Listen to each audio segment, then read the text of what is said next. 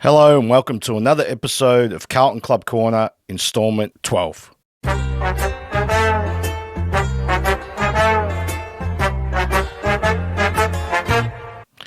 So, 8-goal first quarter against GWS, which then becomes a 14-goal to 3 turnaround by three-quarter time. What happened?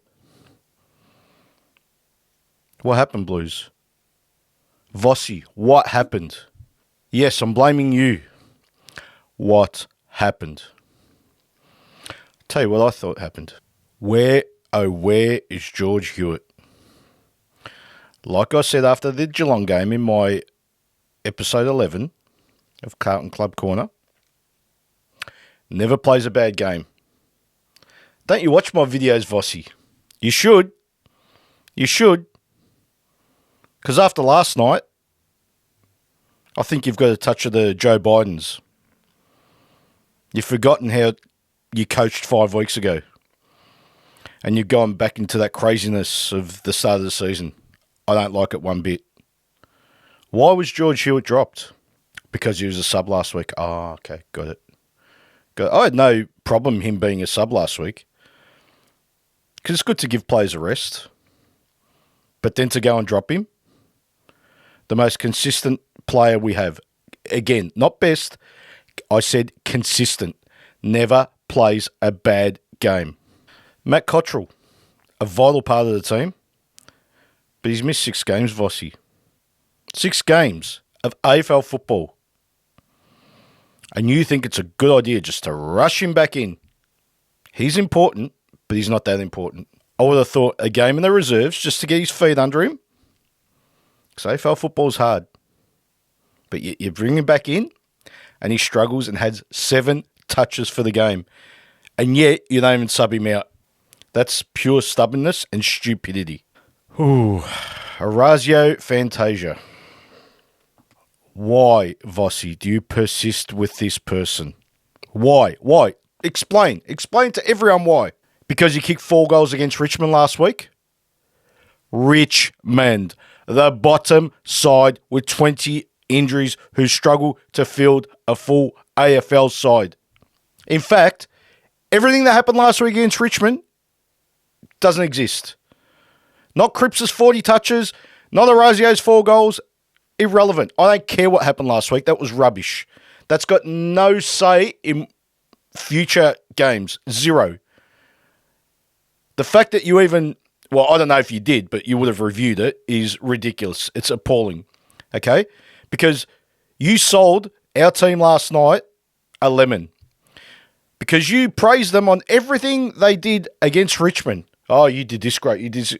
You played Richmond. Right now, they're equivalent to a good VFL side. I'm not having to go at Richmond or Richmond supporters. I'm just being honest. As we sit today, they are last on the ladder. And struggling. So everything that happened last week should not have been taken into account this week. But I fear you did. I fear you just buttered them up and just praised everyone and how great they were last week. That's so wrong. Here's one. I've been going on about this guy for a long time. Nothing's changed. Ollie Hollands. You need not play again this year or ever again unless you put on some weight and muscle. I counted 6 broken tackles from you last night. 6 tackles that were broken because you couldn't hold on. Let alone the ones that you missed that just ran straight past you. That's not going to cut it in finals. That's not going to cut it in this team. We're trying to win the premiership this year. We can't have players like you in the side. I'm sorry, you might be a superstar in years to come. Unless you put on weight and muscle, you cannot play. Okay? That's it. People might think I'm harsh, but people, we're trying to win a premiership here. We're not just trying to win games of football. We're trying to win a premiership. Come finals time, these types of players do not stand up. It's a tough game in finals. Tougher again. And the Ollie Hollands of the world just won't cut it. In my opinion, anyway. So, Ollie, get stronger or get out. We're not having that. Now, here's a player that when I said that Vossi butted them up after the Richmond game. Here's a prime example.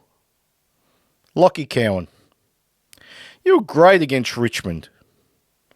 Again, Richmond. You even kicked a goal against them, but you played Richmond. I don't want to hear it, because last night against JWS, every time you got the ball, you panicked. Panicked, turnover, tackle, gave away a free kick. You didn't know what to do. You had the ball and you umming and ahhing what to do. That's not what we want. That's not what needs to happen. That cannot happen. You need to be better.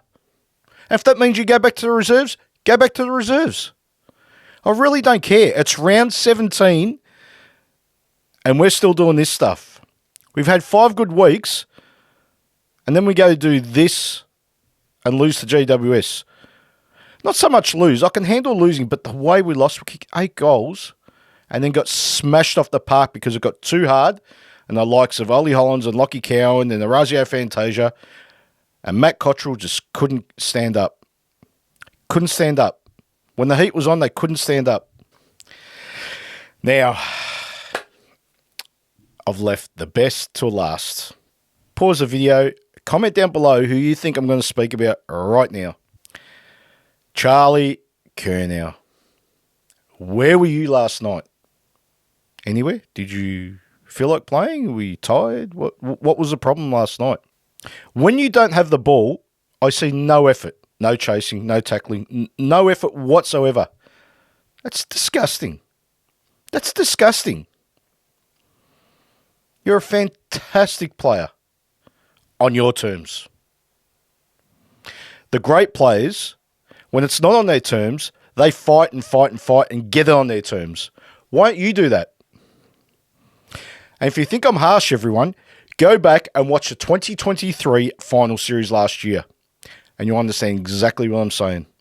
That's what happened last night with Charlie Kerel. Now, I don't give a stuff about Coleman medals. This isn't about Coleman medals. This is about winning the premiership for the Carlton Football Club, okay? We need you to stand up. And when it's not on your terms, you need to fight and scrap and scratch and not lose contests. You didn't win one-on-one contest last night. When you get beaten, you just sook like a little kid and just go and sit in the corner. And I'm sick of it. And if it takes you to play a game in the reserves, so be it. Because it's round 17, round 18 next week, finals are coming. We can't have a repeat of last year's final series from you. So, Vossi, if he wants to put in another performance like that, I'll give him one pass this year. That last night was it. But if you don't want, I don't mean goals. He doesn't have to kick 7 goals. He doesn't even have to kick 4 goals. But try. Do not let your opponent smash you like he smashed you last night. Or Stephen May smashed you in the finals last year. Do not let it happen, Charlie. Okay? You're the only one that lets it happen. Harry doesn't let it happen. He tries. He might not get it every time, but he tries.